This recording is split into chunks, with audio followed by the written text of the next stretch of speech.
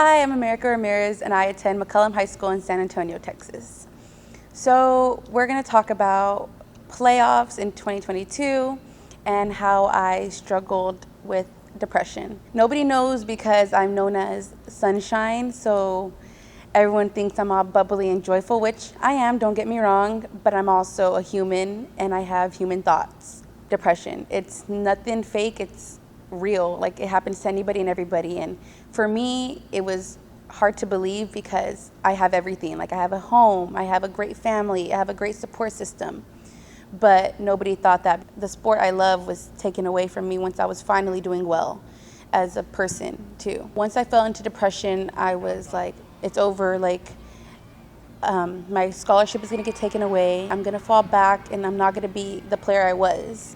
My freshman year of high school, I was actually admitted into a mental hospital because I was having, some thoughts. And my signs were like, I was obviously like really quiet. And from me, it's, like I'm not a quiet person. I'm very bubbly. Nobody expected it because everyone expects me to be sunshine. I did have some suicidal thoughts. I never attempted to do anything though because I couldn't do that. Like, it wasn't me. Ramirez helped lead McCollum softball to a historic 2022 season. The then-sophomore helped the Cowboys reach the fourth round of the 5A playoffs and committed to a major D1 school. Unfortunately, she lost her 2023 junior season due to a torn labrum and spent the year rehabbing the injury. Not only has she had to battle the physical aspects of that injury, but also the emotional and mental tolls that came with the injury. She battled depression and dark thoughts as well. As she prepares for her 2024 senior season, she recently came out to me about what she went through and wanted to tell her story to help others who might be going through what she has gone through. Hi, I'm Ramirez, and I attend McCollum High School in San Antonio, Texas. So we're going to talk about playoffs in 2022 and how I struggled with depression. As everybody knows, softball is a big sport and it's really all mental. And I, like I said, was struggling. Nobody knows because I'm known as Sunshine, so everyone thinks I'm all bubbly and joyful, which I am, don't get me wrong, but I'm also a human and I have human thoughts. So like I said, depression, it's nothing fake, it's real. Like, it happens to anybody and everybody. And for me, it was hard to believe because I have everything. Like, I have a home, I have a great family, I have a great support system. But nobody thought that because, like I said, I have everything. So during our last playoff game against Flower Bluff, I was really struggling with, like I said, depression. I wasn't feeling like myself. I didn't play like myself. And finally, people started to realize, like, hey, something's wrong with her. So after that game, I had a breakdown because I couldn't handle it no more. I didn't know how to express myself. And I just felt like nobody was listening to me when I was trying to talk to them. And after that, I decided to take a little break from softball because it was just too overwhelming. And once I did that, I decided to, like I said, take a break, and I wanted to actually be better for myself, and doing that would be better for my team. And here I am now, back and better. I mean, I still have some adversity I struggle with, but I'm doing so much better. Tell me a little bit about how you got injured and how it not only affected you physically, but also mentally. Yeah, so I ended up having a long-term injury, and I did like physical therapy at my school, and I did like Arasti, and I did all this stuff to make it better because, I wanted to play, but it ended up being something way more serious. So I got surgery on February 17th of 2023, and it was bad, I guess. Like, I had torn my labrum, bicep, and rotator's cuff all on my throwing arm from a long-term, throwing injury, which I didn't know because I didn't really take serious because I wanted to throw and I wanted to play. So once I got surgery, I was back to depression because, the sport I love was taken away from me once I was finally doing well as a person too. So once I fell into depression, I was like, it's over. Like, my scholarship is going to get taken away because once I got surgery, I was actually committed to Purdue. So I was like, my scholarship's going to get taken away. I'm going to fall back, and I'm not going to be the player I was. So, like I said, depression is real. So we took it very serious this time, and I saw my therapist weekly. I saw my psychiatrist weekly as well because I actually am on medication to keep, me stable. But yeah, it was pretty rough. But again, bounced back, and here I am. How did you know you had a mental health issue, not just an arm issue? What signs did you have, and did you tell anybody about it? So I actually did. I in my freshman year of high school, I was actually admitted into a mental hospital because I was having, some thoughts. And my signs were like, I was obviously like really quiet. And from me, it's, like I'm not a quiet person. I'm very bubbly. So that was the biggest sign. Like, I'm not talking, I'm not eating. Like, those were kind of like the normal signs that people usually have for depression. I kind of had those, just a little bit more severe. Again, nobody expected it because everyone expects me to be sunshine. So they finally saw, like, okay, she's human. Like, she's struggling and we need to help her. Did anybody notice, or who did you tell, or did you hide it, or how did others find out about it? So for me, I was embarrassed about it. So I wrote my mom a letter saying, like, hey mom, I'm really struggling. Like, I actually need help right now. And she helped me. Like, we talked to my select softball coach, who was amazing. We talked to my uncle, which is Coach Ramirez. He's our softball coach now, and I'm so happy because I have one more year with him. We told him, and he helped me. His family helped me. And then later, as I got more comfortable with being honest and truthful, I ended up posting it on Twitter, like, hey, I'm struggling, but I'm finally back. Because I did take a break from social media, but once I was ready to share it, everyone started to find out because, like I said, I posted it on social media, Twitter. You mentioned the word embarrassed, and I know a lot of people, when they talk about mental health, especially those that are seen as strong or they think they're strong, they kind of have that struggle. How did you kind of get through that? What was that feeling like when you said you kind of felt embarrassed? Yeah. So, like I said, Sunshine is my nickname. It's been my nickname since 7th grade, and people don't see me as being so sad because I tend to hide it because I don't want to put others down. So when I came out saying, like, I was depressed to my mom, like I said, I felt embarrassed because, who wants to hear that their child is sad? And I don't like the pittiness. That's my thing. Like, I don't want people to pity for me. So feeling embarrassed was like, dang, I actually am depressed. Like, I have depression. And I guess the whole embarrassing part came from, what are people going to think? Because like I said, I have everything. Like, I have a great family. I'm committed. Like, what are people going to think about me? That was the big thing. That's why I felt so embarrassed about telling my mom and telling everybody I have depression.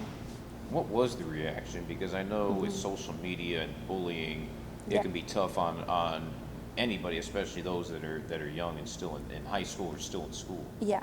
So the reaction from the people I actually told in person was what I kind of expected, because they know it's real, Like, they did cry because, like I said, they wouldn't expect that from me.